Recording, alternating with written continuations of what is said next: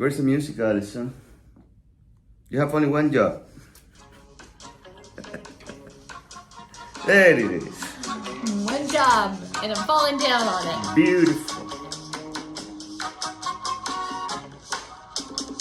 Welcome, and I'm confused now because we recorded episode 16 with Jason and the Critter Reader, but we also recorded an episode today with Mary from Good Works in Chapin, and realized that the activity that they are planning, and we're going to talk about that activity because it's really, really cool. Yes. It's going to be happening next week. So thanks to Allison travel around the world and around the state and, all these. This is technically episode 17 that's going to be in 16 spot.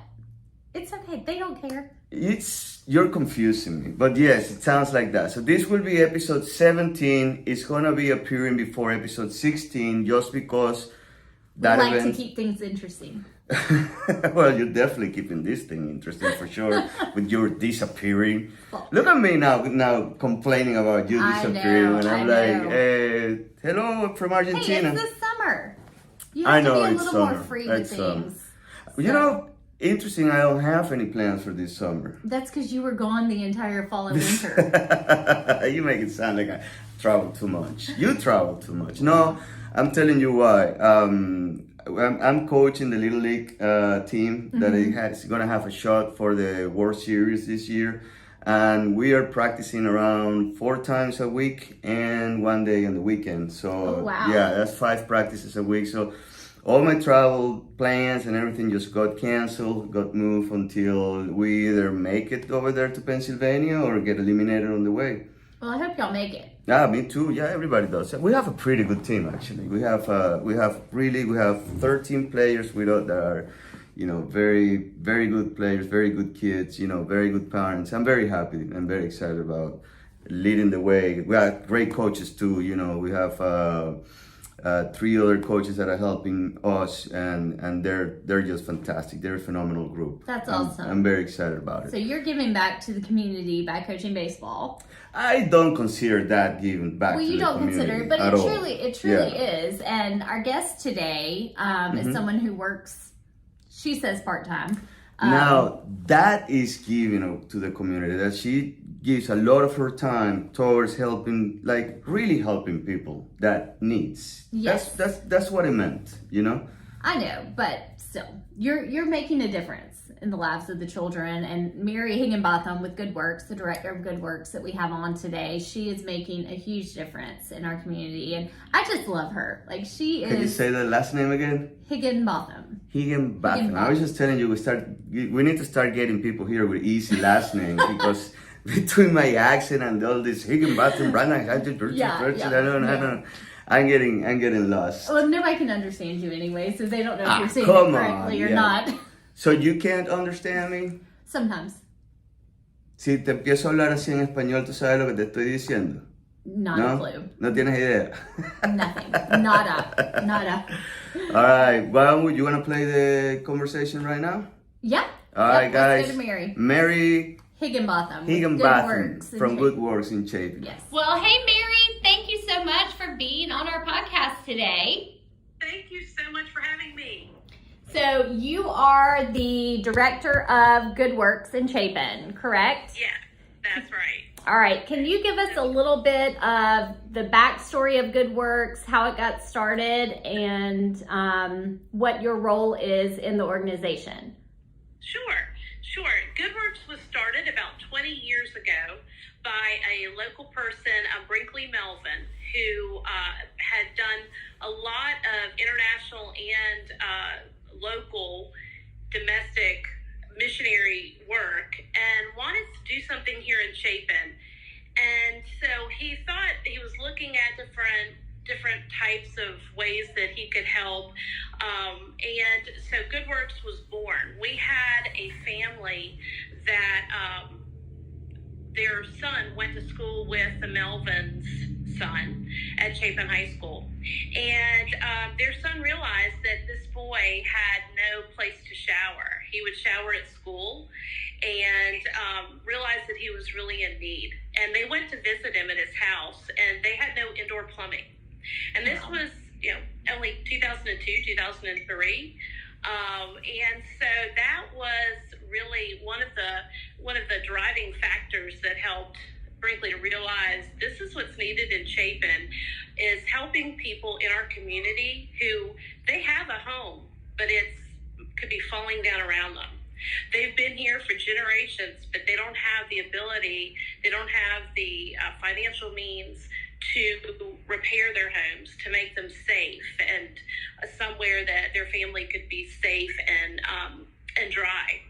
So that was how GoodWorks was born. And so our main mission is to help people in our community, from Irmo all the way up to the town of Newberry, to help them to have a place that's safe and dry and somewhere that they can live, where they have those just things that we take for granted, like indoor plumbing. Absolutely. Mary, what is the selection process that you apply to help somebody? What are like the requirements, and what's the scope of what will you do and what would you want to do? Okay. We have people that typically come to us through word of mouth oftentimes. They have a neighbor maybe that reached out to us, so they find out about us that way. Sometimes they find out about us through other organizations in Chapin, like We Care. We partner together all the time. So they'll come to us and we talk with them. Two of our first questions to them are, do they own the home? It doesn't have to be paid for, but they can't be renting, because obviously you can imagine the issues you might get into if it was that situation. Then after that, all of our clients come to us with very, very little income. Many times they're disabled. We might have elderly families. We have a lot of single mothers with their children who are trying to pay their bills, and they don't have any extra income to handle calling a plumber or paying for any of those repairs. We do a lot of different types of repairs. We do most anything you could need on your home. We fix floors, we fix roofs, anything inside that you can imagine. We had a family whose floor was so rotten that their teenage son, fell through the shower because the floor gave way. And we see that quite often. A lot of our families, they need help, but they don't know who to ask, and a lot of times they don't want to ask. And so they come to us, and it's to the point of emergency, desperation with the situation that their homes are in. So I'm sorry, Mary, you mentioned that, most of these families obviously don't have the means to repair the homes, or they probably would have before it got to the point where GoodWorks steps in. Where does the funding come from to actually go in and do the work on these houses? We receive funding from many local sources, mainly churches. Churches are our biggest supporters, all different churches. We are not affiliated with one particular church. We receive support from all different churches in Chapin, and then private donations, and then also local civic clubs are also great supporters of ours, and we apply for grants from those clubs and organizations as well. And those are our primary funders. Okay. So Mary, who does the work? Well, most of our work is done by volunteers. Okay. So we have just people in the community that come out and can do most of the work. Now, often with roofs, we have I have to be very careful with that, because I want it to be a group that's very familiar with doing a roof and can do it quickly, because obviously we don't want the roof off for very long. Sometimes we will partner and hire roofing companies in the area to help us with that. Also, jobs that are technical, such as HVAC, we hire a local company to do that kind of work. The other two jobs that we always hire out are wells and septic tanks, because of course that's too complicated and requires specialized machinery to do that. We do that quite often. Just in the last 6 months, we have spent over $15,000 on well repairs for our clients. But it's a necessity. They would be simply living without water if we weren't able to do that for them. Go ahead. That's amazing. How many families would you estimate y'all are able to help on average per year?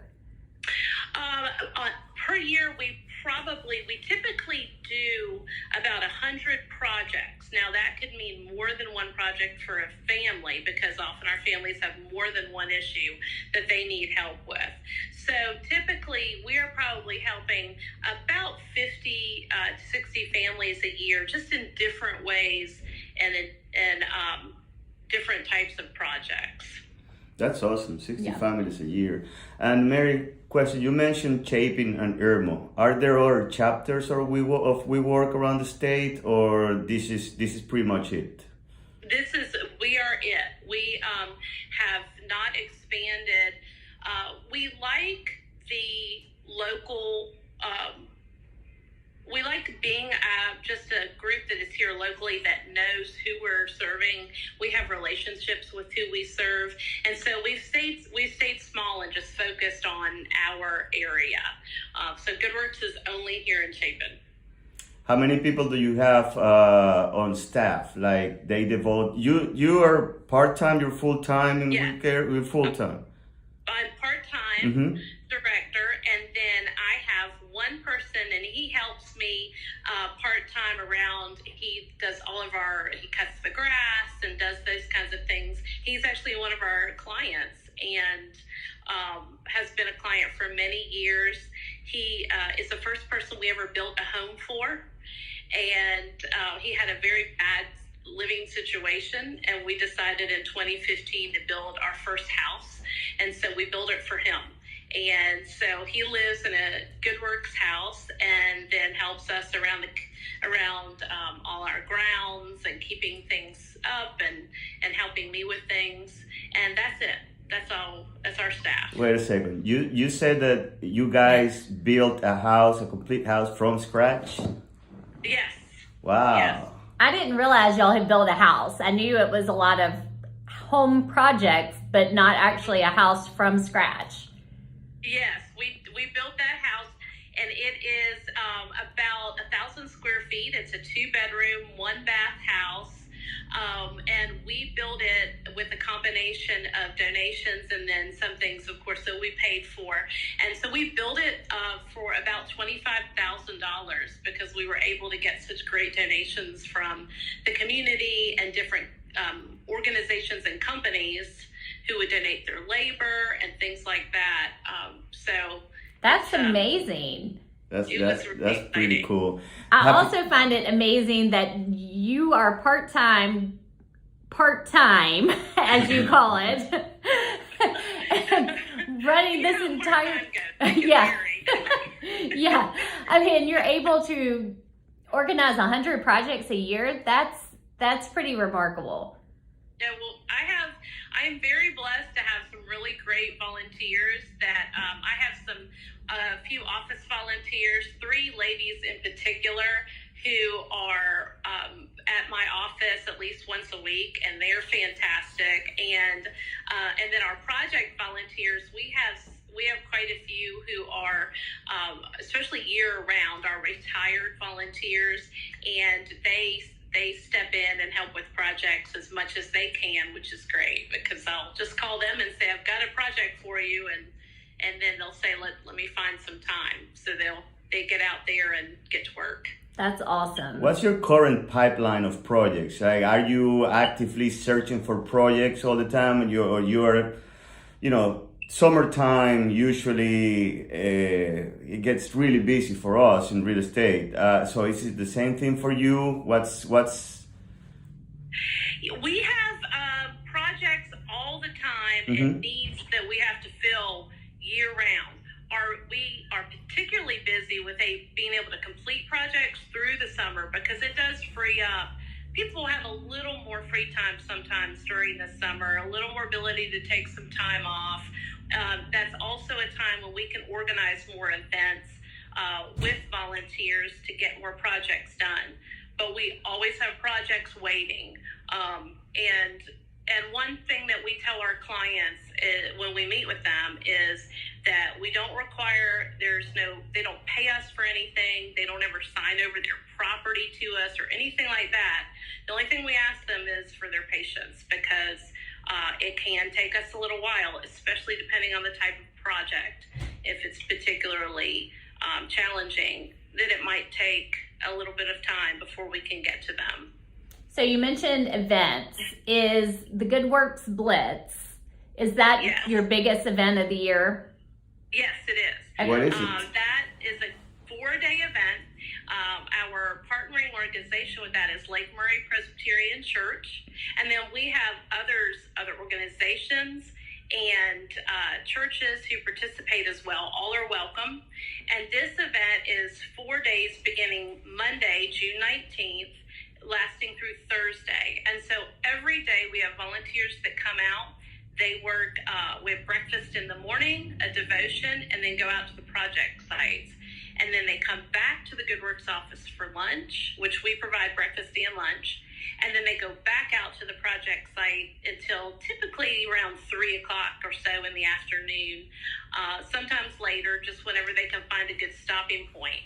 And that's Monday, Tuesday, Wednesday, and then on Thursday, the day ends after lunch.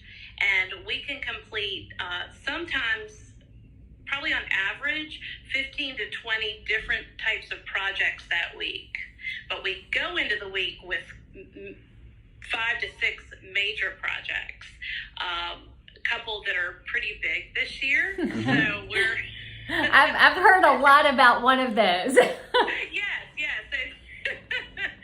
What is it? I don't know. Yeah. So my husband, David, is he's volunteered with Good Works for the last, I think this will be his 3rd summer with y'all, and he looks forward to this week every year. In fact, he canceled. I had booked a vacation this summer thinking it was the following week, and he's like, nope, I've already committed to Mary.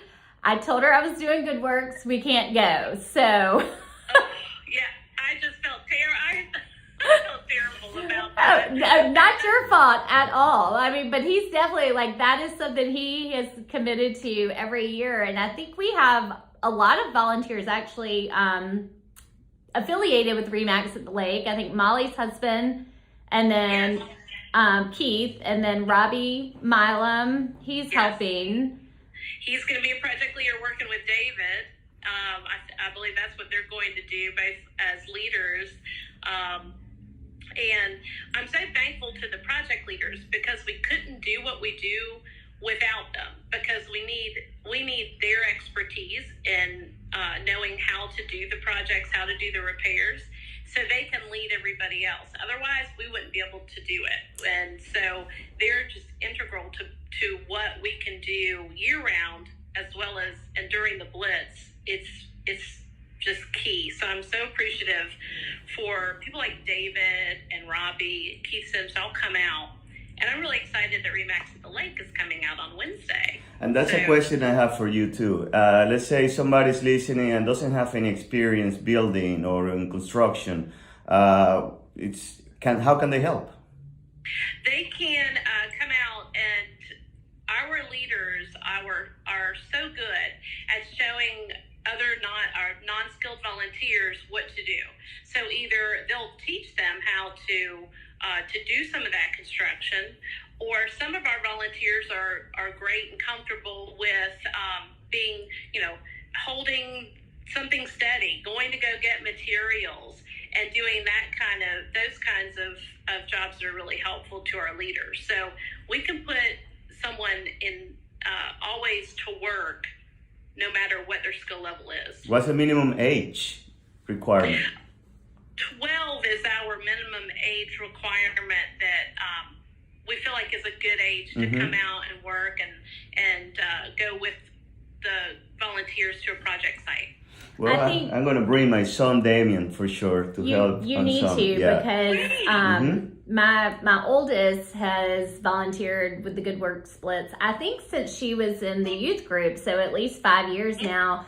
And every year she comes home and she is so humbled and appreciative of what she has, but also thankful that she has the opportunity to help others in our community out. I think it's really good for our youth to see that not everyone lives the way a lot of us do. And it gives them an opportunity to just give back to the community. So I'm really thankful that you do allow the youth to come in and be able to volunteer as well. So Mary, what time and exactly where do you want is the main meeting, like the assembly point? Okay. For the Blitz. Every day, Monday through Thursday next week, we'll meet at the Good Works office. 8 to 8:30 is breakfast. 8:30 is devotion, and then we'll go out to the job site. So that's the best time is to come between 8 and 8:30, and get to know others. I'll go over each project every morning, and then so every volunteer, whether they're there all week or there for that day, can then find a good spot for them and where they can plug in, and then they'll come back for lunch and finish up the afternoon. I don't have a calendar with me, but what date is next Monday? Just so everybody knows. June 19th. June 19th. Yes. Okay, Yes. June 19th. Yes. All right. And then Remax at the Lake will be out Wednesday. So we're excited to see what you have in store for us. Oh, thank you. I'm so excited y'all are going to be there. Yeah. I've already been thinking about what would be a good project, so I have one in mind. Awesome. Mary, thank you so much for your time and for all that you do for the people in our community. We need more people like you. We appreciate you. Thank you so much. I couldn't do what I do without the support of our community and you all and all of our volunteers who come out. So thank you so much. Awesome. Thank you, Mary. Take See care. you. See you next week. Bye-bye. Bye. All right. That so was cool. That was really cool. I told you, Mary is a great person in our community. And I'm a little bit nervous about what we're going to get into next week, though. Right. Are you coming Wednesday? Yeah, I am. And I'm planning to. Why Wednesday? She starts on Monday. Monday, Tuesday, Wednesday. Yes, yep. So you can volunteer all 4 days, or Remax at the Lake specifically is going to volunteer Wednesday. Okay, I understand now. And Dave is going to be there Monday, Tuesday, Wednesday? Yes, he has a really big project that he and Mr. Robbie are going to be working on. He said if they don't do it correctly, they could collapse the guy's entire floor system. So he's pretty nervous. Oh. Yeah. Good thing he has a structural engineering background. Yeah. Hopefully he doesn't screw it up, man. I hope he doesn't screw it up. I don't think we have liability insurance for that. That's gonna go from good works to bad works. Nah, No. all the best wishes, and I'm gonna be trying to help. I will be there for sure on Wednesday, and I'm gonna try to see if I can make it either Tuesday or Monday. You're gonna bring Damien? I'm gonna bring Damien too. Yeah. So tell me about you. You've done this before? So honestly, I have not. You've never done it? I have not. David has done it. This will be his third summer. My oldest, Ellie, she has done it with the youth group in our church for the last 5 years now. Okay. And I mean, she'll come home like sweaty, disgusting. Just like you come to the podcast. Just like I come to the podcast. And she'll be, oh, so gross, so hot. Because a lot of times with the youth, they have them like cleaning out refrigerators that aren't working and, houses that have been abandoned. Like it's just nasty work because they can't do the heavy lifting kind of stuff. But it has made her appreciate so much. And it is work and it is for a good cause. And I just can't picture you as a contractor. I mean, like I can picture you with your my hard hat with on. your hard hat and what do you know? Have you done any construction work at all? Like you mentioned one time that you did repair plumbing. Oh, electrical. That's right. Why don't you tell us the story? That's a fun story. You can YouTube anything. Yeah. So I am cheap. Like, I have champagne taste on a beer budget. And I wanted these sconces to go on either side of my bed. And they make them where they don't have to be hardwired. Okay. So you can just plug them in. Okay. But the ones I wanted were like $300 a piece. Okay. But I found some very similar on Amazon for $60 each. But those had to be hardwired. Well, I didn't want to have to run like new electrical through the wall and all. So I said, surely I can figure out how to make these hardwired lights plugins. Okay. So what did I do? I went to the Googled it. It took me to YouTube. So I ordered my Amazon lights, bought some, what do you call it? Wire tape, electrical tape. Okay. And then 2 extension cords. So you connected the extension cords To the lights. to the lights. Oh yeah, all you have to do is you cut the end off. You know, I know how to do that. You know how to do that too? Yeah, I've done it before. You YouTubed? No. No, but I instead of hardwire, you just plug it in. So now you have a lamp that instead of connecting to the hardwire to the Correct. you just plug it in. So how do you hide the cable that goes from the wall to? So my walls were white, so I took a glue gun. Okay. And I just did a strip of glue. And then I did the white extension cord along the glue. Dude, you're such a redneck. Beer taste. You gotta have champagne taste Champagne taste on the beer bottle. on a beer, man. Yes. we need to see pictures. We need to show I've got pictures. Does it look nice? It looks great. I've gotten lots of compliments on them. All right. Well, that's something that maybe we don't want to do at Woodworks. Maybe. Listen, I'm not licensed in electrical, Obviously. so I mean, I'm just putting it out there. I mean, you can hire me at your own risk. Well, listen, if I got a story too, you know, like if anything, when we moved here to South Carolina, I've never been in charge of a yard, you know, a backyard. The backyard that we had in the city was Concrete. Yeah, actually, it was fake grass, plastic yeah, grass. AstroTurf. Yeah, the AstroTurf. Okay. Yeah, because it was a concrete patio, and we just slap it in with AstroTurf, and it was actually great. You see, the winter everything was dead, and we had that green yard. If I could afford it, my entire yard would be AstroTurf. Well, it gets hot during the summertime. It really does. Okay. That's the only negative thing about it. But then, you know, we moved down here, and dude, I didn't know there were so many type of grass. To be honest with you, the only type of grass I knew was like the legal and the illegal. That's it.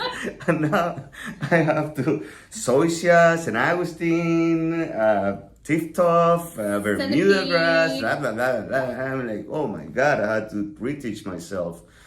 And, you know, after 10 years living here, I think I know a little Figured it out. Yeah, 1 or 2 things about grass. You know, I also work at Lowe's.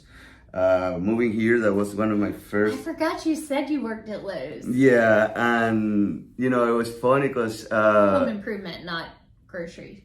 Yeah, the home improvement, the hardware store.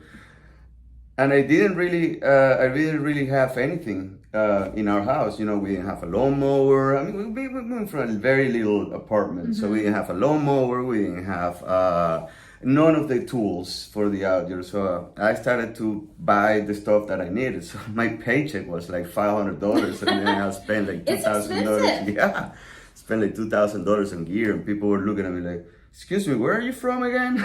So when we go to volunteer next week, I'll be in charge of electrical. You'll be in charge of yard cleanup. That sounds like a plan. Are you sure you're gonna be charged in electrical? I mean, just like literally just jump a cable with electrical tape. No, I'll do whatever Mary asks me to do, but I'll stay away from the electrical. Yeah, electrical is complicated, you know, like, and you can mess it up pretty big time. Yes. How about paint? I can paint. Do you like painting? No, I don't like it, but I can do it. You gotta like. What don't you like? What don't you like about painting? It's like relaxing for some people. You have to have a really steady hand and a lot of patience, and I don't have either. I relate with that. I have one of my best friends. He loves painting, like that thing. We were talking about it. Yeah, like he's like, no man, I just put my AirPods in. My headphones in, and I can paint the whole day, and I'll be the happiest guy in the world. And I'm like you. And like first I suck, I'm terrible at painting. My lines are like this. They're not, and I do not have the patience either. Yeah. But anyway, so we're gonna be heading to Good Works next week. Yep. We're gonna, Monday through Thursday. Yeah, if you wanna come and help, Yep. or just come to see Allison with her head playing around with electrical cables. Yeah. 8:30 a.m. at the Good Works office in Chapin. And try not to electrocute herself and the crew. You promise you won't do that, I right? promise. All right, that's gonna be a good sight. It's gonna be an adventure. Yes. We'll report back if we don't see you next week. All right, so that's it. That's for today. Thank you very much for tuning in. And just remember to follow, subscribe, and do all the things. And if you don't, that's fine, but it'll be good if you do. That's right. Bye. Bye.